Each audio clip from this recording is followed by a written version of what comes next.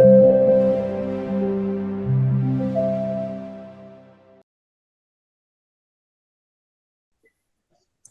Assalamualaikum warahmatullahi wabarakatuh. Waalaikumsalam warahmatullahi wabarakatuh. Terima kasih Ustadz dan juga Bos. Pertama, perkenalkan kami, saya Saha dan juga teman saya Jumadin di Kendari, Sulawesi Tenggara. Masya Allah. Izin bertanya Ustadz, tapi sebelumnya kami mohon doanya. Saat ini kami berdua sedang memasukkan anak kami di pondok. Mohon doanya Ustadz, semoga biar bisa dimudahkan menjadi hafiz insya Allah. Kemudian juga kami Allahumma ja'al abna'ana wa banatina min hafizil Quran. Jadikanlah anak-anak kami menjadi para penghafal Quran. Wa sallallahu ala sayyidina Muhammad. Ya, yang kedua Ustadz, kami juga sedang berikhtiar untuk bisa umroh tahun ini insya Allah. Mohon doanya Ustadz. Amin ya Allah. Pertanyaan saya, baru-baru ini saya melihat ada sebenarnya masalah umum yang biasa terjadi sih Ustadz. Ini mengenai hukum aksi Ustadz, demo Ustadz. Beberapa, saya juga baru-baru mengikuti salah satu Ustadz di Kendari penjelasan bahwa ternyata misalnya kita ikut demo aksi 1 Muharram atau demo-demo Hari Besar Islam ataupun juga demo yang lain, apakah itu termasuk bid'ah yang dilarang atau gimana Ustadz hukumnya sebetulnya? Bagaimana menanggapi? Saya melihat di media sosial ini ramai banget Ustadz. Sampai kita juga sebenarnya jawaban yang telaknya gimana, yang pastinya jawabannya gimana Ustadz? Terima kasih Ustadz. Kalau yang Bapak maksud demo adalah unjuk rasa karena pemerintah kabupaten tidak mengeluarkan perda melarang jualan khamar di pinggir jalan. Di negeri yang mayoritas muslim, bupatinya muslim, wali kotanya muslim, mayoritas penduduknya muslim, lalu menjual khamar di pinggir jalan, bebas. Itu tidak benar, karena itu perbuatan mungkar. Bagaimana cara kita memberantas kemungkaran? Kita sampaikan melalui wakil rakyat kita, DPRD, yang kita pilih waktu kemarin pileg. Bapak-bapak anggota dewan, tolong kalian bersidang di kantor DPRD, keluarkan perda peraturan daerah tidak boleh jual khamar pinggir jalan. Bagi saudara-saudara yang non-muslim, silakan dia minum di rumahnya, di acara-acara pestanya. Kita tidak melarang orang. Ternyata buntu di parlemen, karena anggota dewannya sudah disogok sama pabrik khamar. Maka kita turun ke jalan. Turun ke jalan itu namanya unjuk rasa. Unjuk rasa itu sepaket dengan demokrasi. Kita tinggal di Negara Kesatuan Republik Indonesia.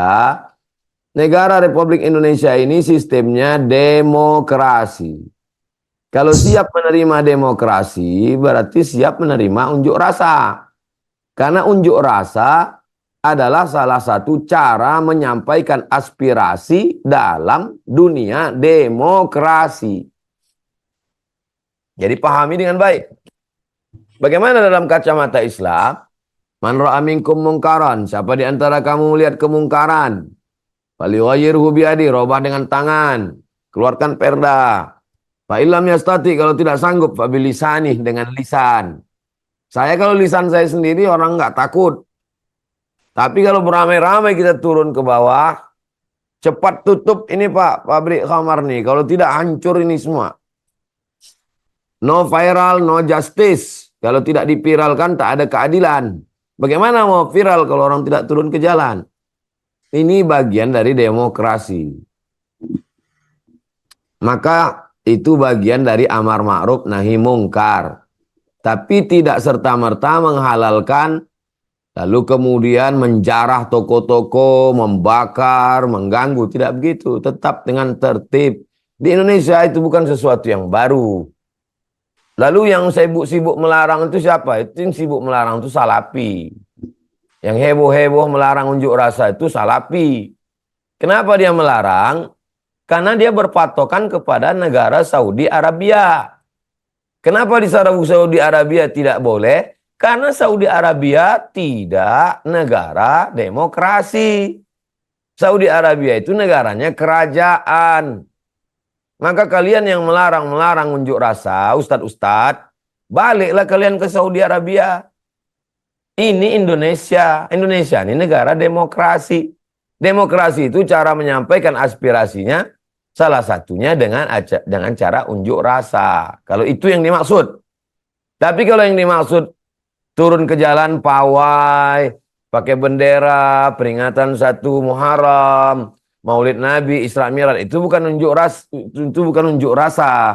Itu namanya pawai. Itu syiar.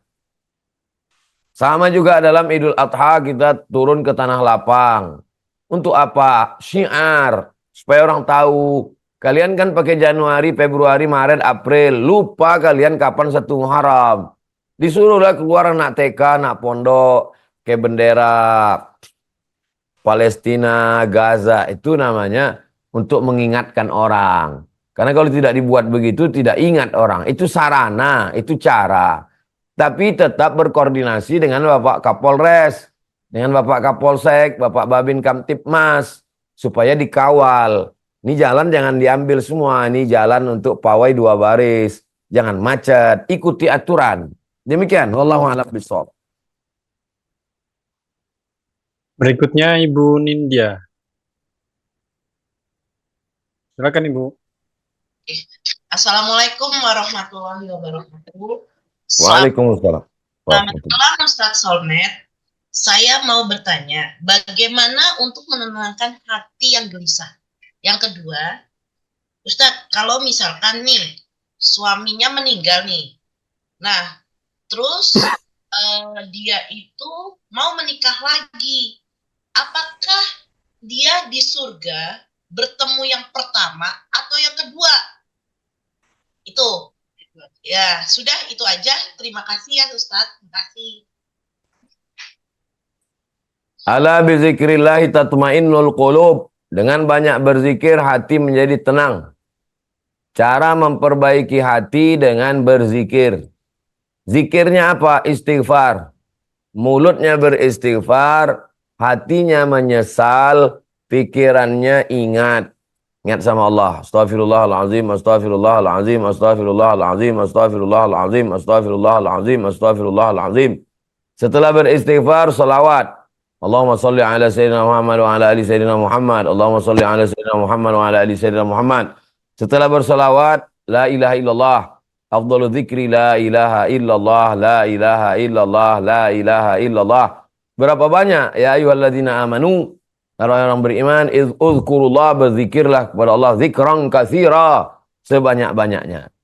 Itulah obat hati. Karena hati bukan zohir. Kalau kulit rusak bisa pakai salep. Kalau mata bisa pakai obat tetes. Kalau hati, obatnya adalah zikir. Alladzina yadhkuruna Allah. Orang-orang yang berzikir, menyebut, mengingat Allah. Qiyaman, waktu tegak. Wa qu'udan, waktu duduk. Wa ala junubihim, waktu berbaring. Tidak putus zikirnya.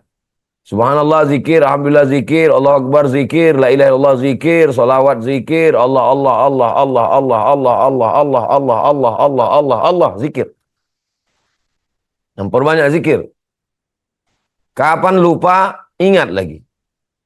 Wa dzakirna minhu ma nasina. Kalau kami lupa, ingatkan kami. Lupa, ingat lagi. Lupa, ingat lagi. Doa-doa itu sebenarnya zikir. Mau berangkat zikir. Bismillahirrahmanirrahim. La haula wala quwwata illa billah. Naik kendaraan zikir. Subhanalladzi sahhara lana wa ma kunna lahu muqrinin wa inna ila rabbina lamunqalibun. Masuk masjid zikir. Allahumma aftah li abwaaba rahmatik. Keluar masjid zikir. Allahumma inni as'aluka min fadlik. Melihat wajah di cermin zikir. Allahumma kama hasan khalqi fahsin khuluqi. Mau masuk toilet zikir, Allahumma inni a'udzubika minal khubuthi wal khaba'is. Mau tidur zikir, bismika Allahumma ahya wa amut. Mau bangun zikir, alhamdulillahilladzi ahyana ba'da ma amatana wa ilaihin nusyur. Keluar dari toilet zikir. Zikir. Seorang istri meninggal suaminya, maka dia menunggu 4 bulan 10 hari. Iddah namanya. Walladzina tawaffawna minkum yadharuna azwajan yatarabbasna bi anfusihinna arba'ata ashhurin wa 'ashra. 4 bulan 10 hari. Setelah 4 bulan 10 hari, kalau datang orang meminang dia melalui walinya, dinikahkan, dia nikah, suaminya yang kedua. Nanti di akhirat dia bersama suami yang mana? Kata Imam Al-Ghazali dalam kitab Ihya Ulumuddin, dalam kitab dalam bab akhlak, maka dia akan bersama dengan suami yang paling ahsanuhum khuluqan, yang paling baik akhlaknya. Sama-sama sholat suaminya. Suami pertama rajin sholat, yang kedua rajin sholat. Sama-sama ahli ibadah, sama-sama rajin sedekah. Mana akhlaknya yang paling baik, dengan itulah dia nanti di sana. Kalau dia dengan suaminya yang pertama, karena suami yang pertama itu akhlaknya baik, lalu suami yang keduanya ini ingin dapat istri macam dia juga, apakah bisa dapat dia? Macam mana nanti di akhirat? Lakum fiha ma tashtahi anfusukum. Kamu akan mendapatkan apa yang kamu inginkan. Laki yang pertama dapat bini itu, laki yang kedua pun dapat juga bini seperti itu.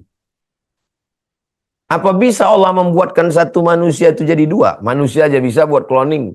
Tak ada yang sulit bagi Allah. Innama amruhu idza arada syai'an ayyaqula lahu kun fayakun. Bagaimana nikmat surga itu?